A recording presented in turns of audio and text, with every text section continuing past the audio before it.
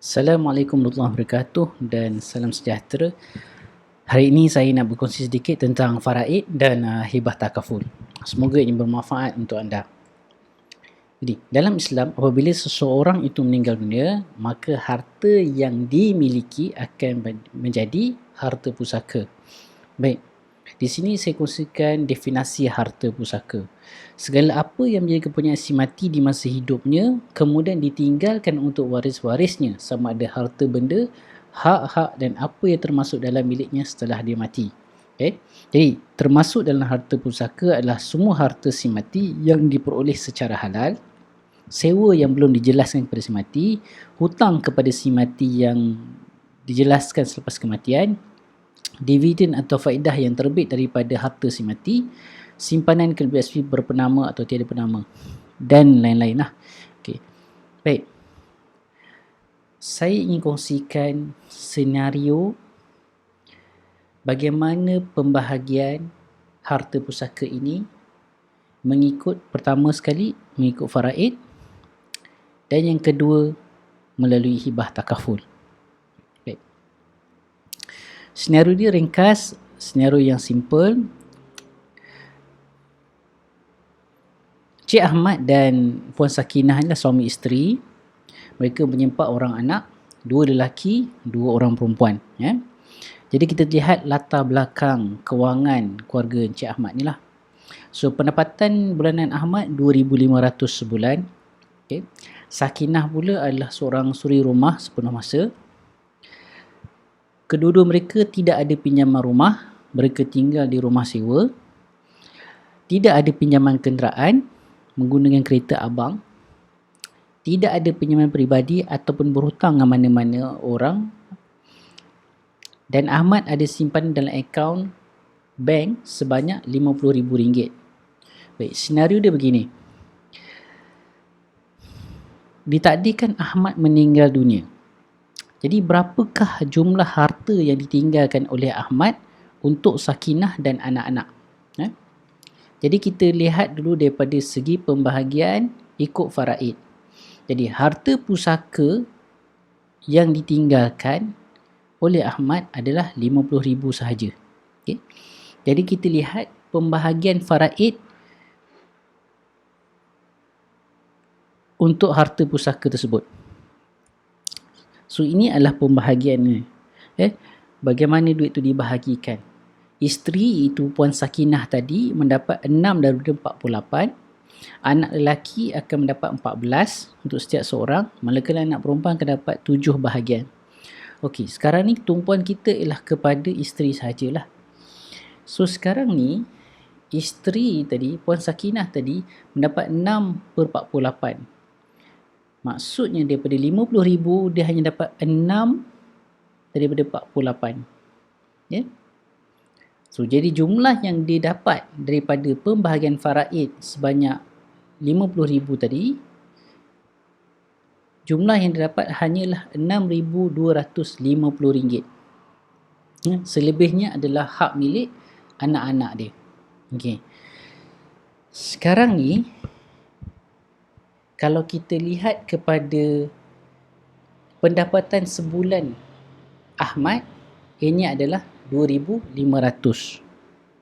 Jadi berapa lamakah tempoh masa 6,250 tu?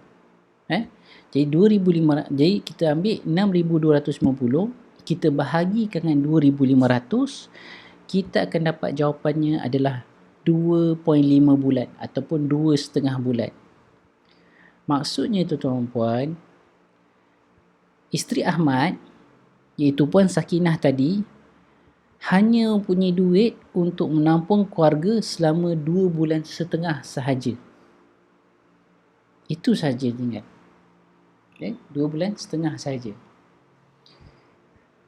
Baik. Ini senario pertama. So jadi ini adalah pembahagian harta pusaka mengikut faraid. Ya. Sekarang kita lihat senario yang kedua. Senario yang kedua, andai kata Encik Ahmad mengambil polisi hibah takaful bernilai RM60,000. dan dia menjadikan isteri dia sebagai penerima hibah tersebut 100%. Maksudnya sekarang ni kalau dia meninggal, isteri dia akan dapat 60,000. Jadi berapa pula jumlah harta yang ditinggalkan oleh Ahmad untuk Puan Sakinah dan anak-anak? So, jadi masih lagi sama senario pertama tadi, masih lagi ada harta pusaka Ahmad 50,000. Sekarang ni tambah pula dengan hibah takaful 60,000. Jadi pembahagian harta masih tetap sama. Pembahagian ikut faraid adalah berdasarkan kepada 50,000 harta pusaka tadi. Jadi Puan Sakinah masih lagi dapat RM6,250. Tapi dengan penambahan hibah takaful sebanyak 60,000 yang dapat terus kepada Puan Sakinah, maka sekarang ini kita bandingkan dengan gaji Encik Ahmad 2,500 sebulan tadi tu. So 60,000 kita bahagikan dengan 2,500, maka kita akan dapat jawapannya adalah 24 bulan atau bersamaan dengan 2 tahun. Di sini kita boleh lihat kebaikan dan manfaat hibah takaful ni, di mana ianya memberi lebih masa kepada Puan Sakinah tadi untuk kekal atau maintain cara hidup sewaktu arwah ada, dan juga masa untuk isteri atau Puan Sakinah tadi menyusun atur diri dan anak-anak. Kita boleh juga bandingkan dalam firman Allah surah Al-Baqarah ayat 240, bermaksud, dan orang-orang yang hampir mati di antara kamu serta meninggalkan isteri hendaklah berwasiat untuk isteri-isterinya, iaitu diberi nafkah, makan, pakai dan tempat tinggal sehingga setahun lamanya. Sehingga setahun lamanya. So jadi sini kita buat firman Allah. Jadi bila kita buat hibah takaful tadi, Encik Ahmad buat hibah takaful tadi, dia tinggalkan perbelanjaan selama 2 tahun. Firman Allah kata setahun. Encik Ahmad buat 2 tahun. Jadi Alhamdulillah Encik Ahmad telah mengambil satu langkah yang bijak. Dan bukan itu sahaja, Encik Ahmad juga telah menyahut seruan Al-Quran, di mana meninggalkan isteri dan anak-anak dengan nafkah selama setahun. Jadi apakah kelebihan dan manfaat hibah takaful ni tuan-tuan dan puan? Yang pertama sekali, duit hibah takaful ni akan dapat kepada penama atau penerima hibah sahaja, iaitu tadi isteri Ahmad, iaitu Puan Sakinah. Yang kedua, duit hibah takaful ini tidak termasuk dalam pembagian harta pusaka. Jadi boleh tengok balik video ni, tengok balik contoh penerangan saya tadi tu, duit tadi tak termasuk dalam kiraan faraid.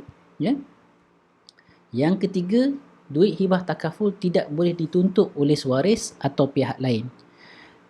Oleh sebab duit tersebut adalah hibah dan tidak termasuk dalam pembagian harta pusaka, maka tidak ada waris yang boleh tuntut ataupun mana-mana pihak lain untuk tuntut duit tersebut, kerana duit hibah takaful tersebut adalah milik mutlak Puan Sakinah.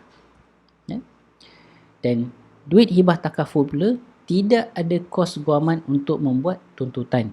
Jadi bila nak claim hibah takaful nanti, Puan Sakinah hanya perlu sediakan dokumen-dokumen yang berkaitan dan terus direct melalui ejen ataupun syarikat takaful untuk membuat tuntutan.